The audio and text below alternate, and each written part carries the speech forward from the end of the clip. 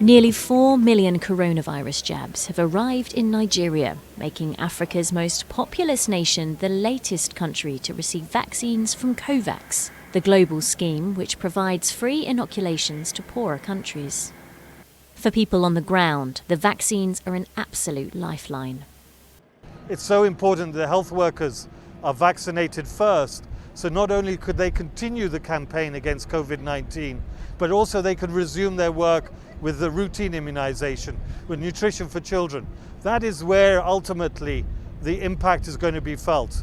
Through the Covax scheme, vaccines are reaching more and more countries. But richer countries have surged ahead with vaccinations, while many poorer nations are still waiting for deliveries. Similar scenes played out in Kenya, where the first shipment of just over 1 million Covax-funded Oxford AstraZeneca shots arrived in Nairobi. For officials here, it's important to prioritise those who are most exposed to the virus. We are starting with our health workers. Kenya has approximately 400,000 health workers in the country. After that, we are going to roll out to other frontline workers. And also in Senegal, 324,000 doses of the vaccine arrived in the capital, Dakar. For this first phase, vaccination will only concern the autonomous district of Abidjan, as Abidjan is the epicenter of the epidemic in the country, with 95% of positive cases. This campaign will take place over a period of 10 days. The distribution of vaccines via Covax began last week, lagging behind the vaccine rollout in many wealthy nations, which began in December. Africa is currently facing a second wave of COVID-19 cases, and the continent has recorded 4 million cases. To other news now, and all 279 Nigerian schoolgirls kidnapped from their boarding school in the north of the country have been released and reunited with their parents. The girls, pupils at government secondary school in a remote village of Zamfara state, were abducted on Friday by gunmen, who then released them early on Tuesday. I didn't cry when the girls were kidnapped. I kept praying, but I couldn't hold my tears when I saw them today. After their release, the students were in government care in the state capital, Gusau, where they're receiving medical treatment following their ordeal.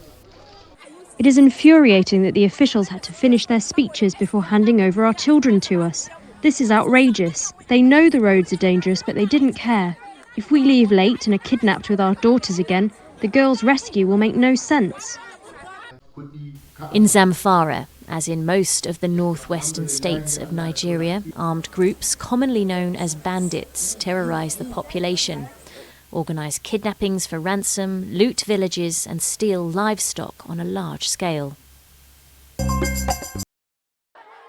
In the Ethiopian region of Tigray, survivors of last November's massacre, which saw Eritrean soldiers kill 164 civilians in the town of Dengalet, are still reeling from the experience.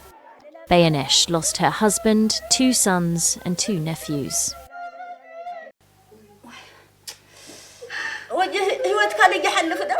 I would rather die than have lived to see this, but I can't take my own life. Ethiopian Prime Minister Abiy Ahmed's government tightly restricted humanitarian and media access to the region, and for nearly 3 months, Dengalat residents were unable to recount what had happened to them. This kind of crime is to exterminate us, to humiliate us, to make us less than them. The massacre took place in the wake of a military operation launched by the Prime Minister on November 4th to overthrow the powerful Tigray People's Liberation Front.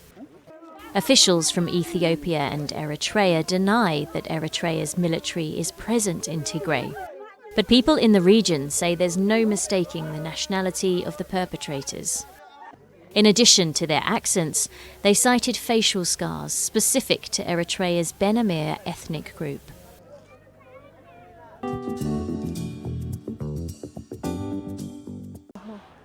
A moment of solidarity between women with a shared story. These 5 women were raped during the genocide of the Tutsis in Rwanda in 1994. Here in this support group, they can speak of their trauma for a few hours.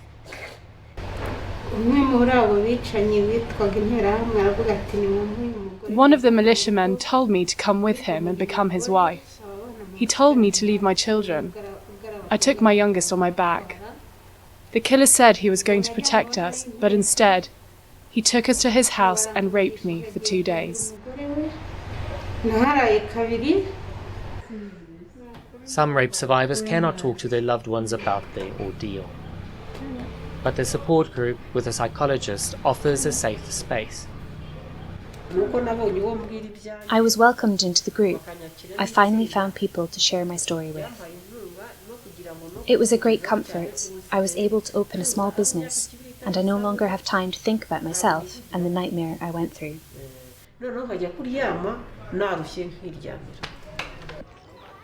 Almost 1 million, mainly Tutsi but also moderate Hutu people, were killed in the genocide in Rwanda. Studies suggest between 200,000 and 500,000 people fell victim to rape during the attacks. Psychologist Emilienne Mukansoro, herself a genocide survivor, started the group therapy sessions in 2012. The need for support doesn't go away, she says. They have been listened to, they have been taken care of, but there is something that remains, and the life they are living today, their daily life, reminds them of what they went through. Society stigmatizes these women, even today. They get called names like the killer's wives, the Interahamwe's wives, the genocide perpetrator's wives. Then there are the children born out of rape during the genocide.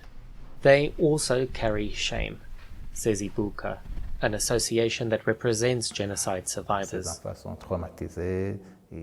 These children are traumatized. They have incidences of trauma similar to their mothers.